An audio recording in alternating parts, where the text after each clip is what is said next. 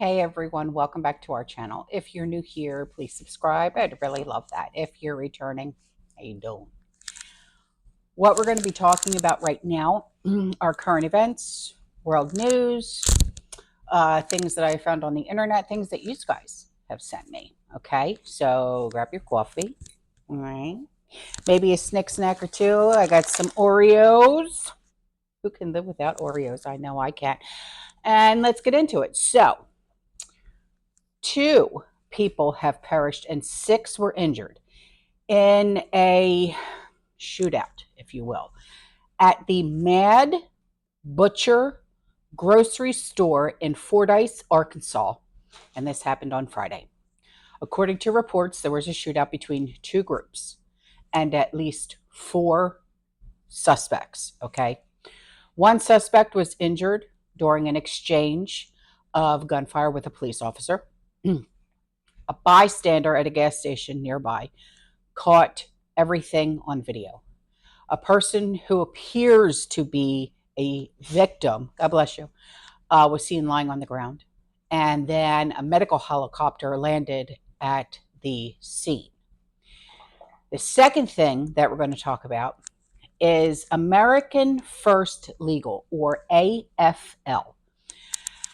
They have released a series of documents that highlights the U.S. government's attempts to bolster intelligence collection on citizens. Okay, following a lawsuit filed by the AFL, the Department of Homeland Security, Homeland Intelligence Experts Group, was forced to disband.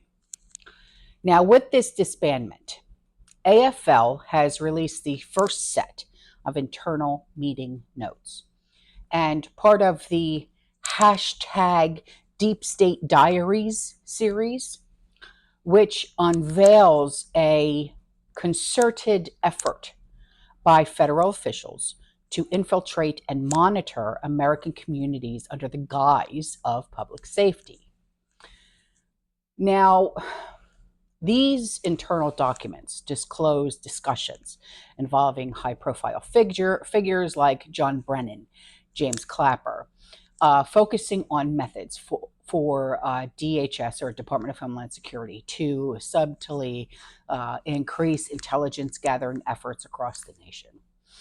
So the Homeland Intelligence Experts Group, which had a meeting for 4 months prior to its official announcement in September of 2023, held a discussion on collection posture and associated challenges.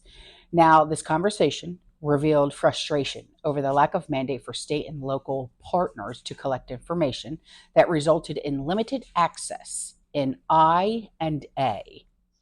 So this group, they acknowledged that the See Something, Say Something, okay, campaign had not been as effective due to Americans' general reluctance to report on their neighbors, because who wants to be that person? No kidding. So the challenge that they faced was, how do we get into local communities in a non-threatening way?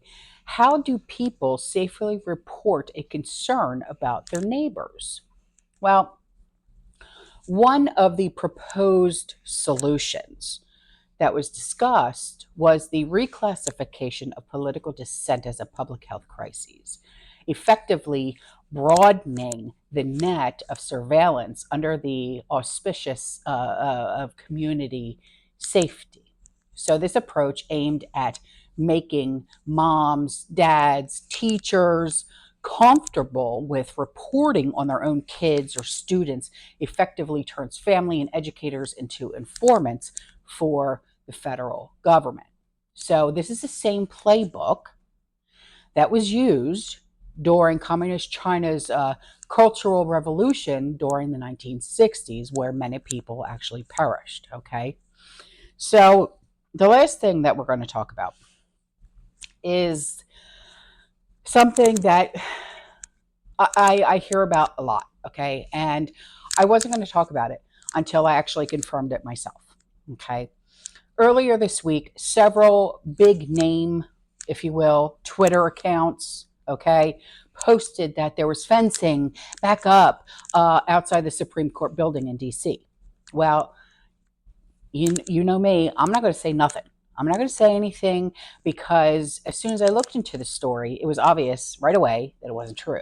Well, for starters, there were 2 sets of videos that were floating around claiming to show fencing, but the videos, they didn't match. Okay. That was my first clue.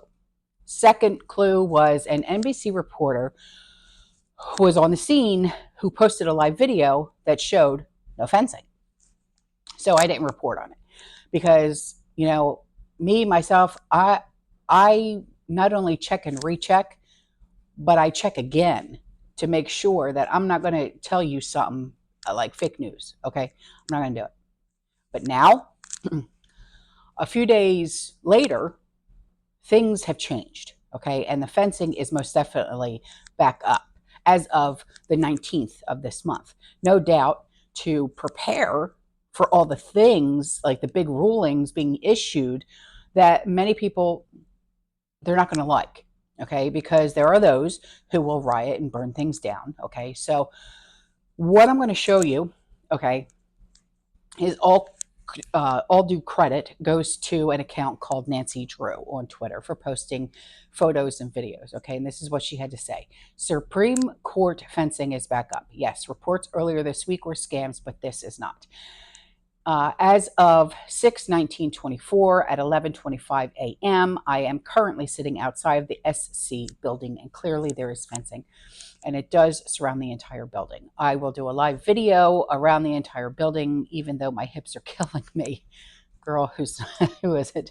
The truth matters, at least to some of us. When the SC does get ready to come down with their decisions, like Capitol Police Officer told me on Monday, the few small openings in the fencings will be closed down and locked into place. That the fencing locks into place on both ends with additional section. They will also bring in quite a few additional Capitol Police that will stand within the fencing surrounding the entire perimeter of the SC building for precautionary measures, because they always do. So I'm going to put up some pictures, okay, and a video clip just to show you what's actually going on, okay?